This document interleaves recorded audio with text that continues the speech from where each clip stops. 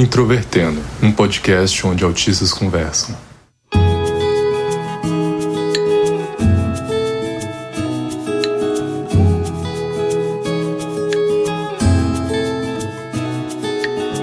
Um olá para você que é ouvinte do Introvertendo, este podcast feito por autistas para toda a comunidade.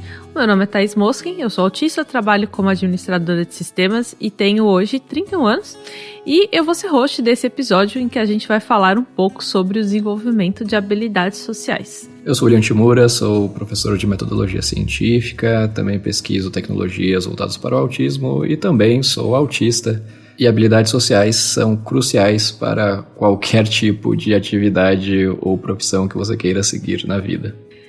E hoje a gente tem um recado adicional, que esse episódio faz parte dos nossos episódios de despedida. Então estamos gravando os últimos episódios do Introvertendo. Espero que seja um bom fechamento. O que você acha, Timura?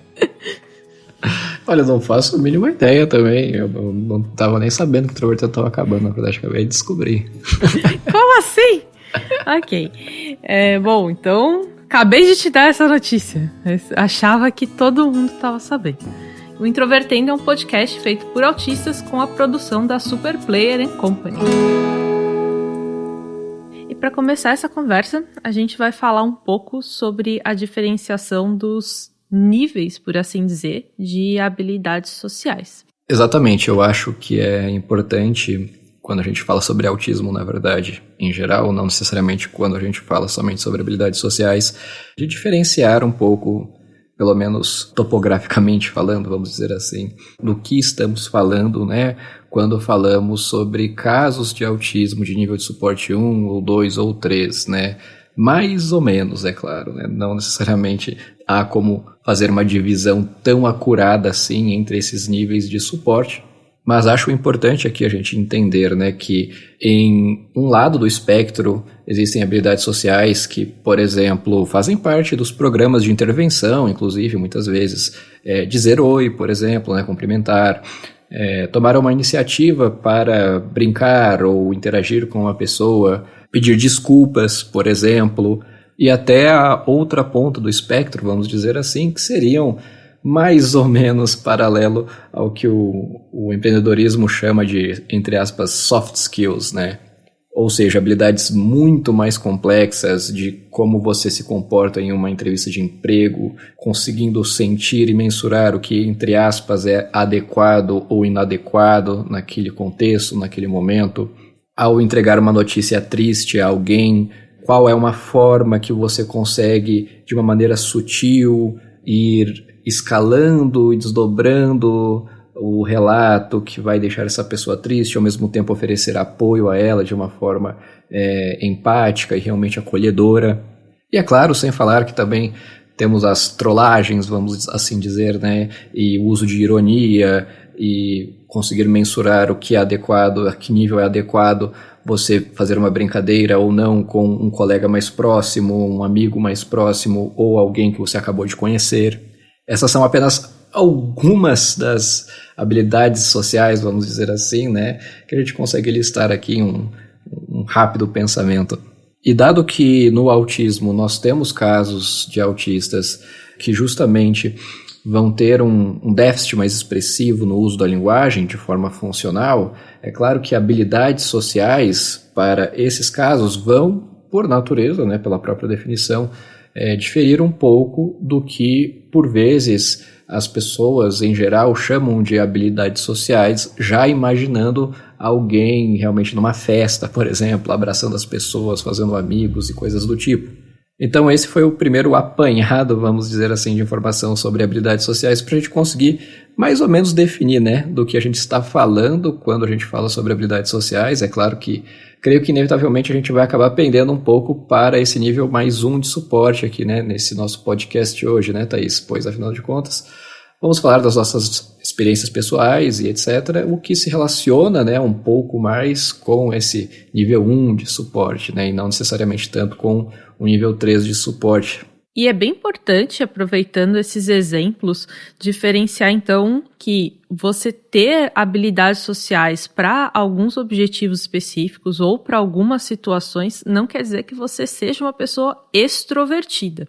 Você pode ser uma pessoa introvertida, você pode ter dificuldades, inclusive, em lidar com pessoas em diversos aspectos, e mesmo assim você conseguir desenvolver habilidades sociais para conseguir suprir as necessidades do seu dia a dia e conseguir viver de uma forma mais autônoma. Perfeita observação, mesmo porque, por exemplo, a vida adulta demanda, né? Você eventualmente ir para uma lotérica, pagar uma conta, ir no banco, interagir no supermercado se acontece alguma coisa de imprevisível, então isso também com certeza tem a ver com habilidades sociais, né? Apesar de que acho que vale aqui um ponto muito interessante de que creio que existem muitas pessoas, principalmente pessoas diagnosticadas, né, com autismo, que se entendem como pessoas introvertidas, e claro, tudo bem sobre isso, na verdade existem vários introvertidos, né, vamos dizer assim, que também não são autistas, né, mas que na verdade isso se cria, vamos dizer assim, por conta justamente de não ter repertório de habilidades sociais.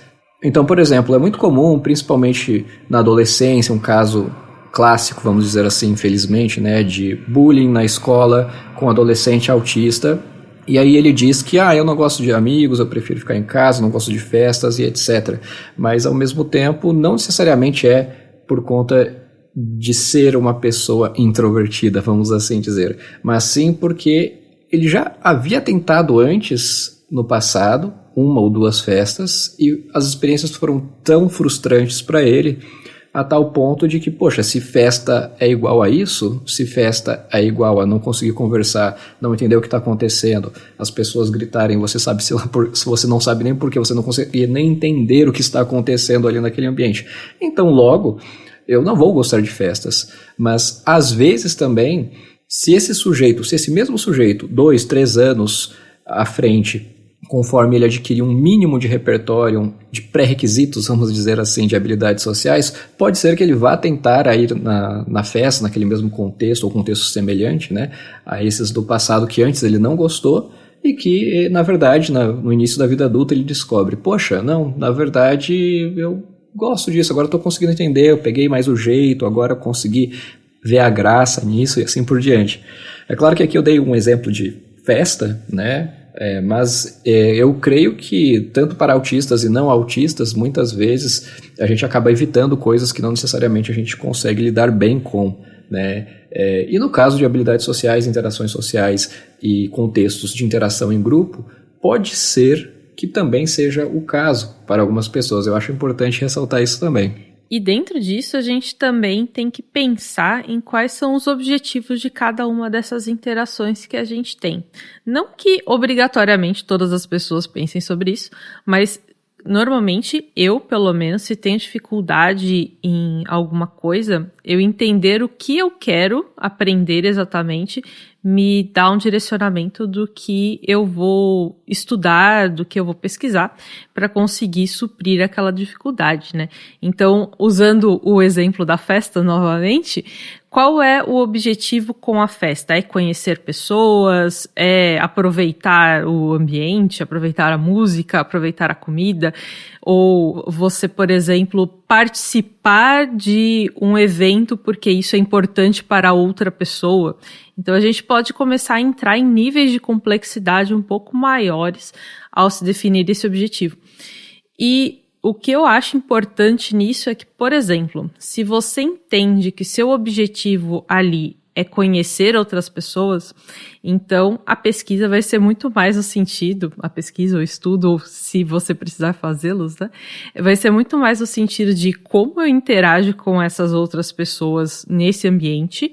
E, por outro lado, se você está ali muito mais para dar suporte para alguém, seja uma festa mesmo, ou seja algum evento mais difícil, então, aproveitando exemplos mais gerais, se você está, por exemplo, em um funeral, você não está ali com o mesmo objetivo que você estaria na festa, mas ainda assim você pode estar lá para dar suporte para alguém. E como você faz isso, né? Qual é a melhor forma de você dar esse suporte? Então, as ações que você vai tomar, elas vão se diferenciar com o objetivo que você tem em mente. Você questionou sobre qual seria o objetivo de festas, né, Thaís? E eu lembro que eu costumava dizer que festas, o objetivo é você se mexer sem parecer um idiota. Então, seria mais ou menos isso, né? Na minha concepção ali como um adolescente, que eu via todo mundo se mexendo de formas pouco padronizadas e, ao mesmo tempo, eles tinham que se mexer de alguma maneira que fosse aceitável, fosse legal e não necessariamente fosse esquisito de se ver ou coisas nesse sentido. Parece que todo mundo estava cumprindo com esse objetivo ali. Mas eu acho que você falou uma coisa extremamente importante, que é justamente sobre isso de qual é o objetivo real de você ir à festa, né? Talvez seria muitas vezes pelo chamado peer pressure, né? Ou pressão dos amigos, porque muitas vezes eu noto isso, né? Que os amigos, justamente muitas vezes não por mal, né?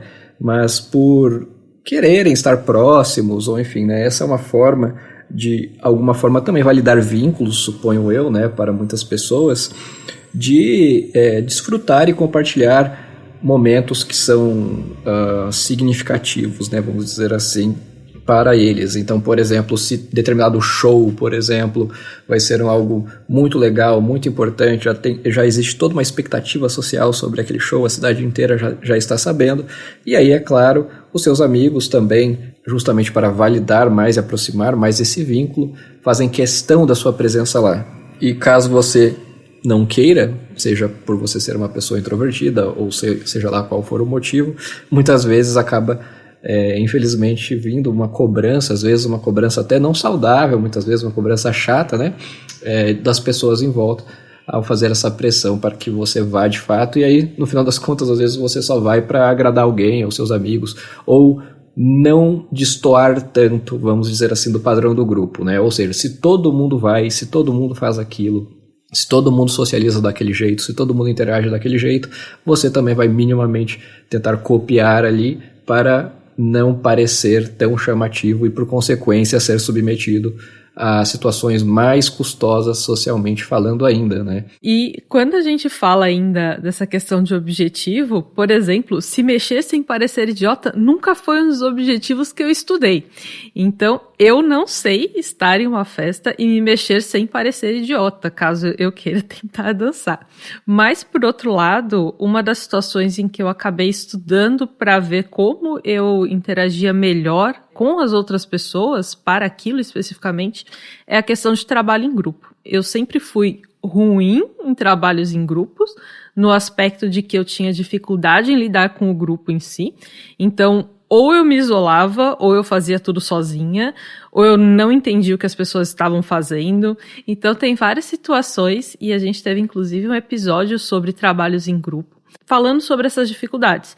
Mas hoje em dia, no meu trabalho, hoje como adulta pelo menos, eu percebi que o trabalho em grupo, ele funciona muito bem se a gente souber usar as melhores habilidades de cada pessoa, ou os interesses de cada pessoa. Então, por exemplo, no meu trabalho, se eu preciso fazer uma negociação e também preciso criar a parte técnica dentro de uma mesma atividade, eu geralmente vou procurar alguém para fazer a parte de negociação, porque se eu fizer, eu não vou fazer tão bem quanto as pessoas que sabem fazer isso. Então, eu coloco outra pessoa para fazer a parte de negociação, enquanto eu faço a parte técnica, que é o que eu sei fazer bem. E isso tem a ver também com você desenvolver a sua habilidade social para entender o que as outras pessoas têm de qualidade, o que você tem de qualidade e como essas coisas podem se complementar dependendo do contexto em que você está. Então, de novo, eu tive que estudar para conseguir usar esse tipo de situação ao meu favor, e isso é o desenvolvimento de uma habilidade social também. Certamente, inclusive eu entendo que me entender como pessoa autista, justamente por estudar os padrões comportamentais, as características do autismo, né, associados às pessoas que têm esse diagnóstico, também foi um marco na minha vida. E principalmente porque tem aquele clássico insight, né, que você pensa, poxa, então eu faço isso diferente de todo mundo. E aí logo você se pergunta, mas como a maioria das pessoas, então, a maioria típica das pessoas costumam fazer isso? Como a maioria típica das pessoas costuma interagir com outras pessoas? Como elas se relacionam com seus hobbies e vice-versa? E assim por diante. Eu também noto quanto a análise do comportamento aplicada também, entender sob uma perspectiva mais teórica o comportamento também me ajudou, na verdade. Inclusive, uma consequência natural disso foi entender que não existe alguns conceitos como preguiça, ou enfim, algumas explicações fáceis que geralmente a gente acaba assumindo para justificar comportamentos que, no fundo, na verdade, existem razões, existem motivos para eles existirem, mas isso seria uma discussão um pouco mais complexa, talvez, para um livro, ou enfim, alguma outra oportunidade. Mas você citou essa questão do desenvolvimento, do estudo e do treino, e isso me lembra muito, pensando na minha história de vida, né, sobre os ambientes digitais. Eu tive um hiperfoco muito explícito, muito latente durante a minha infância, adolescência principalmente também, por interfaces digitais, né? Então logo sempre queria estar próximo de um computador, jogando. E na minha adolescência, né, na infância ainda não tinha acesso à internet, mas durante a adolescência eu passei a jogar os RPGs de massa, né, ou seja, aqueles jogos online massivos que muitas pessoas estão conectadas no mesmo ambiente online e elas podem interagir e tudo mais. E eu notei ali naquele momento como isso foi, sem querer, um enorme suporte, né, uma plataforma que me dava esse suporte, que minimizava a complexidade das interações sociais, né. Então, por exemplo, eu não precisava me preocupar como o próprio critério de diagnóstico do autismo, né, fala e descreve sobre o autismo, eu não precisava me preocupar sobre questões relacionadas ao comportamento não verbal, por exemplo, questões relacionadas à forma peculiar de manter ou entender os vínculos, né, as amizades, eram definidas pelo próprio status online da pessoa, né? Então, se a pessoa estava naquele contexto digital, ok, eu poderia acessar ela, poderia interagir com ela. Se ela não estava, eu não poderia. Então, isso também já sinalizava sobre a prontidão da pessoa de querer interagir comigo. E, afinal de contas, uma vez que ela está naquele ambiente online, é muito improvável que ela não queira.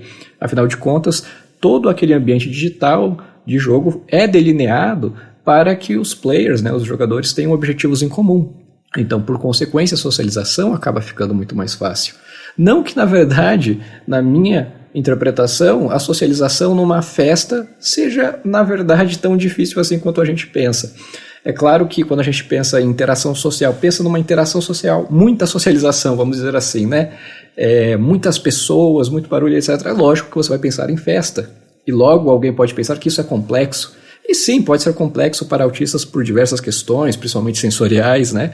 Mas, na verdade, principalmente se você está pensando em uma festa com som alto, a interação social talvez não seja tão complexa assim, se você for parar para pensar, porque, no final das contas, apenas comportamento não verbal é utilizado muitas vezes, ou até nem isso, porque é um contexto que é aceitável você não interagir tão diretamente com ninguém, e tá tudo bem, ninguém vai te achar estranho, ninguém vai te questionar sobre isso, algo nesse sentido.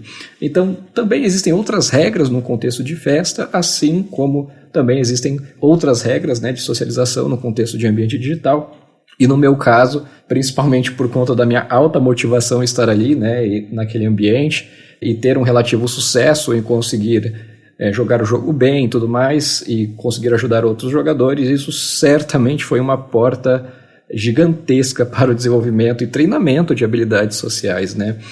Hoje em dia eu vejo que existe o Discord, né? Que é uma plataforma, vamos dizer assim, que muitos adolescentes, muitos jovens acabam usando hoje em dia, que também serve mais ou menos, né? Atua mais ou menos nesse papel, né? Também de prover aí algum tipo de plataforma para que esses jovens possam ter essa oportunidade de treinar, também se conectar com outras pessoas, mas eu diria que não é tão fácil, não é tão simplificado quanto costumava ser quando você pensa no paralelo do jogo MMORPG lá das antigas, né, que era só por texto. Hoje em dia, né, querendo ou não, habilidades sociais por voz, quando você fala, né, no microfone, até numa webcam principalmente, é muito mais complexo do que se você estiver num joguinho ali, e aquele joguinho o seu avatar fala por você, vamos dizer assim, ele que representa um balão de fala do que você digitou, né? Então, no meu entendimento, isso costuma ser bem mais simplificado, vamos dizer assim, bem mais propício para que alguns autistas consigam obter sucesso nos seus relacionamentos, e certamente eu fui um desses. Eu também tive essa questão de ter facilidade, ou mais facilidade pelo menos, na interação social digital. Então eu comecei a falar com mais pessoas que não estivessem, por exemplo, no meu contexto escolar, ou no contexto de um amigo da minha mãe, ou um vizinho, alguma coisa do tipo. Conhecer pessoas diferentes, de locais diferentes, justamente porque um fórum me permitia isso, e geralmente um fórum com um tema específico que me interessava, então as pessoas que estavam naquele contexto também tinham um interesse parecido comigo, o que já simplifica a parte das interações, porque você sabe mais ou menos um assunto, pelo menos, que é de interesse dos dois lados. E hoje em dia, eu também sinto isso no contexto do RPG. Já falamos também várias vezes sobre RPG em episódios diferentes, que eu vejo como um ambiente muito mais controlado, em que as pessoas podem interagir de forma relativamente livre, em termos de criatividade, mas como é um jogo, ele tem regras e as pessoas acabam tendo que seguir essas regras durante as interações, mesmo podendo usar muita criatividade ali. Isso simplifica muito a forma como eu interajo com as pessoas e acaba sendo um bom direcionador para esses primeiros contatos com algumas pessoas que depois eu percebo que a interação não é tão complexa assim e que eu posso trazê-las para mais perto, por assim dizer. Então, passar de um colega de jogo para alguém com quem eu me encontro com frequência para jogar alguma coisa, alguém para quem eu pergunto alguma coisa que não esteja mais relacionada ao jogo, às vezes peço ajuda sobre algo do meu dia a dia, e todas essas coisas acabaram sendo simplificadas justamente por terem partido de um contexto mais controlado com o qual eu sabia lidar melhor do que contextos mais gerais. Como, por exemplo, se eu tivesse que conhecer pessoas em um evento, em um parque, ou então mesmo pessoas que outros colegas me apresentem e com os quais eu não tenha realmente algum contato ou alguma afinidade. Eu acho extremamente promissor essa questão do RPG para desenvolvimento de habilidades sociais, tanto é que, de fato, existem terapeutas, né, profissionais que utilizam RPG como base para programas de desenvolvimento de habilidades sociais para autistas e outras pessoas, né, que necessitam aí desse serviço mais específico. E eu acho muito legal, principalmente dois aspectos do RPG, que ele tem essa, vamos dizer assim, atmosfera de jogo, nesse sentido de que errar ou de alguma maneira se comportar de uma forma, entre aspas, inadequada ou não coerente, ela não tem tanto custo quanto teria na vida real, né? Se você for para pensar principalmente na escola. É uma turma lotada, que nada de diferente acontece, todo mundo entra e sai em fila, todo mundo tem o seu lugar e etc. Qualquer coisa fora daquilo ali, né? Por exemplo, alguém te dá uma instrução e aí toda a sala olha para você esperando você executar aquela instrução. Por exemplo, levanta sua mão. Aí eu já penso, poxa, o que é levantar a mão? É levantar o braço também? É levantar a mão só na cadeira, enquanto o meu braço está apoiado na carteira? E aí, se de repente eu sigo essa instrução de uma forma diferente do esperado, a sala inteira está olhando para mim e de repente eu sou punido, né? Por justamente as pessoas darem risada, acharem aquilo engraçado, acaba virando motivo de chacota, vamos dizer assim, e aquilo se torna extremamente aversivo. Já no contexto de jogo, é claro que algumas coisas podem sim ser engraçadas, mas naquela atmosfera, muitas vezes o que é engraçado é justamente desejável. Você se torna uma pessoa agradável, você se torna uma pessoa que as pessoas querem ter você próximo, querem jogar junto com você, porque justamente você deixa tudo mais divertido, tudo mais legal, que faz parte justamente do objetivo daquela atividade, né? Então, esse é um aspecto muito legal sobre os jogos, e também um outro aspecto que eu vejo, né? Aliás, pensando não somente em jogos, né, mas mais especificamente nos jogos de interpretação de papéis, né, o RPG, é que, querendo ou não, existe uma certa linearidade e interações bem definidas, né? Então, a tomada de turno você ter esse automonitoramento para saber, poxa, será que eu estou falando demais?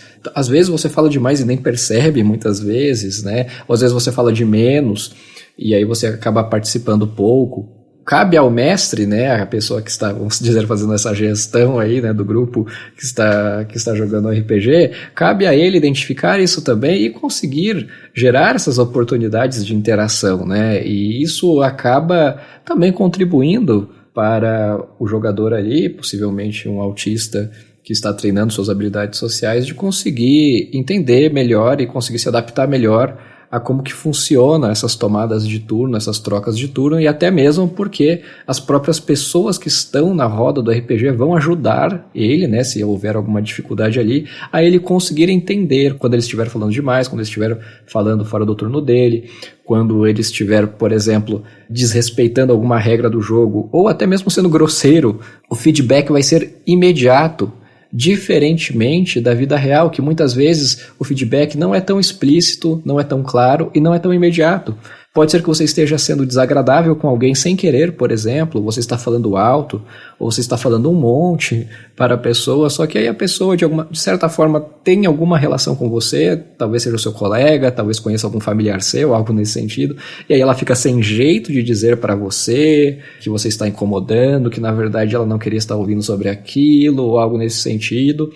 Então ela só fala assim, não, legal, tal, etc. Você pergunta, peraí, tá tudo bem? Eu fiz alguma coisa de errado? Não, pode ficar tranquilo e tal. Enquanto, na verdade, você sim podia estar incomodando, você falou alguma coisa que soou estranha ou etc. Muitas vezes, nesses contextos que existe esse mascaramento social, né, vamos dizer assim, o feedback não é tão explícito. E esse aspecto do feedback explícito e imediato, que é característico, né, dessas rodas de jogo, RPGs e interações assim que tem como esse objetivo ter essa diversão e interpretação também de papéis, eu acho isso sensacional e extremamente promissor para desenvolvimento de habilidades sociais, não somente de autistas, na verdade, né?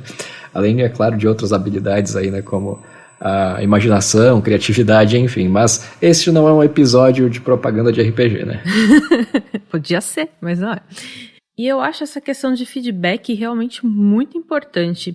Claro que no jogo, como o Timura falou, a gente costuma ter um feedback muito mais rápido e muito mais verdadeiro, talvez, sincero. Eu acho que são termos que podem fazer sentido nesse contexto. Enquanto na vida real é mais difícil a gente encontrar pessoas que realmente tragam feedback sobre o que a gente fez, para que a gente possa ir balanceando o nosso comportamento e encontrar um ponto ideal, ou pelo menos descobrir como a gente se desenvolve de uma forma efetiva. Mas uma coisa que eu consegui fazer ao longo do tempo e que me ajuda bastante é encontrar algumas pessoas que consigam dar esse tipo de retorno direto e verbal, porque eu sou uma pessoa que precisa das coisas faladas por inteiro, bem escritas ou algo assim. Então, o que me ajudou muito, e eu faço com bastante frequência, é buscar algumas pessoas, que são poucas, mas que me dão um feedback direto, verbal, para que eu saiba como reagir a partir de alguma situação. Então, por exemplo, se eu vou escrever uma mensagem difícil para alguém, por exemplo, criticando uma pessoa, que costuma ser um ponto bastante sensível ao se lidar com pessoas em geral, mas no meu caso, principalmente com colegas de trabalho. Então, a pessoa fez algo que é um problema, eu preciso que ela saiba que aquilo é um problema. Como eu vou falar isso para ela? Isso, para mim, esse como é muito difícil, de encontrar um ponto em que não seja ofensivo, não seja simplesmente chegar e falar, você é um idiota, mas que também tenha o efeito de que no futuro a pessoa não faça aquilo novamente daquele jeito. Então, muitas vezes eu escrevo uma mensagem, releio várias vezes e peço para uma ou duas pessoas darem uma olhada e me darem sugestões. Às vezes eu não gosto das sugestões, às vezes as pessoas tentam deixar a mensagem muito amena, que não é o que eu quero transmitir, mas geralmente isso me ajuda a encontrar uma forma de me comunicar bem com outras pessoas, tentar reduzir a chance de uma falha de comunicação que gere um problema maior no futuro. Então é um tipo de técnica que eu sugiro que quem tiver alguma dificuldade de comunicação pode tentar fazer no seu dia a dia. Nossa, eu entendo muito isso que você está falando, porque em alguns contextos, por exemplo, no contexto de desenvolvimento de softwares, né, que eu encontro um bug em potencial, o bug talvez nem existe, só que aí eu fico tão empolgado e tão focado naquilo, e eu começo a falar sobre aquilo, de um certo modo até maravilhado com a existência desse potencial, só que a forma como eu falo sobre isso com as pessoas pode dar a entender, por exemplo, que na verdade é um tom de uma ameaça iminente ou algo que é muito mais crítico, mais importante e mais desastroso do que realmente é, enquanto na verdade eu só estou falando naquele tom, porque na verdade eu estou muito empolgado com a existência de ter identificado ele, ou enfim, né, ou até mesmo na explicação de por que ele ocorreria. Então eu vejo isso ocorrendo diversas vezes. Eu acho que na verdade ao longo da vida de virtualmente todos os autistas, creio eu, eles passarão por situações assim, né, de que o tom, vamos dizer assim, a forma como a mensagem foi passada para outra pessoa pode acabar gerando uma certa interpretação bem diferente, destoando da interpretação da original que era realmente esperada, né, pelo emissor da mensagem. Isso acontecia muito comigo, acontece ainda até hoje, na verdade. Então, novamente, essa questão de automonitoramento, essa técnica de cross-checking que você forneceu é muito interessante, uma habilidade social bem sofisticada, na verdade, se você for parar para pensar, né? E ainda mais porque ela requer esse pré-requisito de você discriminar quem são seus amigos de confiança e quais são os amigos elegíveis para ser bons conselheiros, né? E bons analistas para o contexto da mensagem que você está enviando, né? Então isso é muito legal também, bacana o conselho. E eu acho que, como ideia final, fica o entendimento de que, na verdade, muitas vezes esse excesso de interação social, essa extravagância ou, enfim, empolgação exacerbada, às vezes, que alguns autistas podem ter, ou até mesmo nem se for tão nítido assim, mas pessoas que interagem muito, vamos dizer assim, com outras pessoas sem virtualmente nenhum filtro, na verdade isso também pode ser entendido como, na verdade, falta de habilidades sociais, no sentido de que, da forma como pessoas, como humanos se socializam, inevitavelmente você vai acabar tendo um repertório comportamental, um repertório de interação que é muito diferente a depender do contexto que você está. Então, quando você está na empresa com seus colegas de trabalho, você interage de uma forma. Quando você interage com um desconhecido, alguém que você não conhece na rua, é de outra forma. Principalmente eu vejo isso nos casos de autismo leve, principalmente crianças, né, de 5 anos, 6 anos de idade. A criança pode ser super social, vamos dizer assim. Ela vai dar oi para todo mundo na rua, diz coisas bonitas para as pessoas, manda beijo, dá abraço e etc. E alguém pensa, poxa, pode pensar erroneamente, né? Poxa, essa criança realmente é autista? Porque, nossa, ela é tão social, ela interage tanto. Mas, na verdade, uma perspectiva de se entender isso é que ela pode interagir da mesma forma que ela interage com seus amigos próximos com praticamente qualquer pessoa na rua. E é claro que crianças vão discriminar menos, isso é natural, mas ao mesmo tempo não discriminar nada, né, de quais comportamentos seriam mais ou menos adequados, mais ou menos adaptados a depender do contexto, é justamente o critério de diagnóstico, né, proposto pelo DSM para autismo.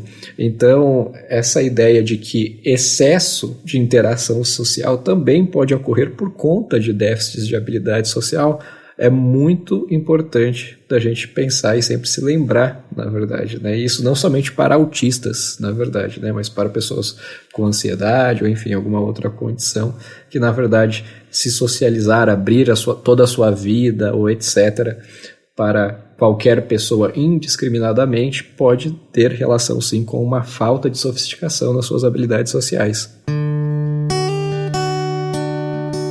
Bom, então muito obrigada, Shimura, por a gente ter tido essa conversa sobre um tema que eu acho realmente muito importante. Eu espero que o episódio sirva também de auxílio para algumas pessoas que têm dificuldades com habilidades sociais, seja para encontrar algumas dicas que a gente deu e conseguir aplicar, talvez para melhorar o seu dia a dia, ou para encontrar uma forma de pesquisar mais, estudar mais sobre como desenvolver alguma habilidade em um contexto para um objetivo específico. E antes de acabar esse episódio, na verdade, eu tenho uma confissão a fazer, um easter egg aí neste episódio.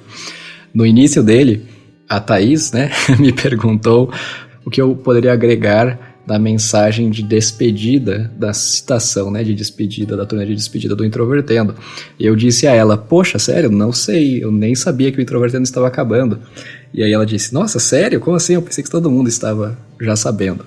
E na verdade, eu sabia, só que essa foi uma aplicação de uma pequena mentirinha, ou seja, habilidades sociais, para me esquivar dessa demanda.